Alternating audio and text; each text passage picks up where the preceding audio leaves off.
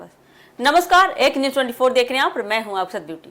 बिहार सरकार ने ऐतिहासिक बेतिया राज की हजारों एकड़ भूमि को राज्य के नाम दर्ज करने की दिशा में बड़ा कदम उठाया है। आपको बता दें कि राजस्व एवं भूमि सुधार विभाग ने 7272.16 एकड़ भूमि को बिहार सरकार में निहित यानी कि वेस्ट करने की प्रक्रिया शुरू करते हुए 6 जिलों के लिए अधिसूचना जारी कर दी है। इस फैसले के बाद अब निर्धारित कानूनी प्रक्रिया के तहत आपको बताते चले भूमि से जुड़े दावों, अभिलेखों और अन्य औपचारिकताओं का निपटारा किया जाएगा।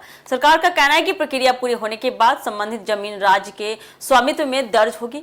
यह अधिसूचना पश्चिम चंपारण, पूर्वी चंपारण, गोपालगंज, सिवान, सारण और मुजफ्फरपुर जिलों में स्थित बेतिया राज की भूमि से संबंधित है। वर्षों से इन जमीनों के स्वामित्व और प्रबंधन को लेकर अलग अलग स्तर पर प्रक्रिया चल रही थी। अब सरकार ने इसे अंतिम रूप देने की दिशा में बड़ा प्रशासनिक कदम उठाया है। राजस्व एवं भूमि सुधार विभाग के अनुसार आपको बताते चले, अधिसूचना जारी होने के बाद संबंधित जिलों के जिला पदाधिकारी और अन्य राजस्व अधिकारी कानून के अनुरूप आगे की कार्रवाई करेंगे। यदि किसी व्यक्ति, संस्था या पक्ष का इन जमीनों पर कोई दावा या आपत्ति है तो उसे निर्धारित समय के भीतर सक्षम प्राधिकारी के समक्ष प्रस्तुत किया जा सकेगा।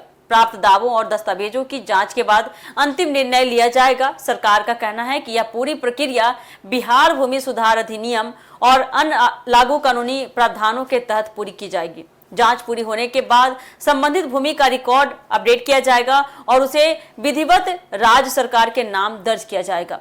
इसके लिए जिला प्रशासन को भी आवश्यक दिशा निर्देश जारी किए गए हैं। आपको बता दें कि बेतिया राज कभी उत्तर बिहार की सबसे बड़ी जमींदारियों में से एक माना जाता था। इसकी संपत्तियां कई जिलों में फैली हुई है। जमींदारी उन्मूलन के बाद भी इस राज्य की कई जमीनों से जुड़े रिकॉर्ड, स्वामित्व और प्रबंधन के मामलों पर समय समय पर कानूनी एवं प्रशासनिक कार्रवाई होती रही है। सरकार का मानना है कि इस प्रक्रिया से भूमि अभिलेखों में पारदर्शिता आएगी और प्रशासनिक स्तर पर भूमि प्रबंधन अधिक प्रभावी होगा। विशेषज्ञों का अगर माने तो राज्य के नाम भूमि दर्ज होने के बाद सरकार भविष्य में इन जमीनों का उपयोग सार्वजनिक हित की विभिन्न योजनाओं, सरकारी संस्थानों, आधारभूत संरचना के विकास तथा अन्य विकास कार्यों के लिए कर सकेंगी।